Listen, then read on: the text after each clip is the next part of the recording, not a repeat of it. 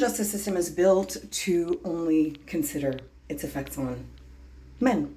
And I will tell you exactly why. And I'm speaking specifically about here in Canada. I was the victim of a financial fraud. I was the only female victim. He is a first-time offender.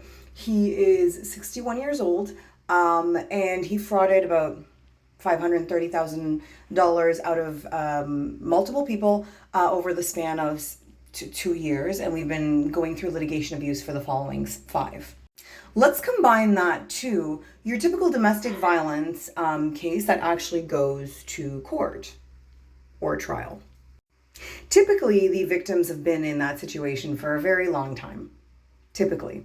Their evidence is ironclad, and typically the violence is so absurd, whether it's physical, emotional, psychological, sexual, financial. It's all so incredibly horrible that they literally coined the term domestic terrorism for a reason. Now, the person who frauded us is now convicted and sentenced to 5 years in prison, and they have to pay restitution, and if they don't pay it, he gets an additional 4 years in prison. That's 9 years in prison. This is a first-time offender. The damage he caused was primarily financial, okay? He wasn't a threat to someone's life. He wasn't a terrorist. He humiliated people. There was definitely financial violence, definitely litigation abuse. But when you compare it to the scope of damage that occurs to someone who has fled domestic violence to a level that is persecutable, especially if it includes stalking, which is criminal harassment in Canada, interception of private communication, etc. On average, the first-time offenders get 6 months. At most. At most. For a category of people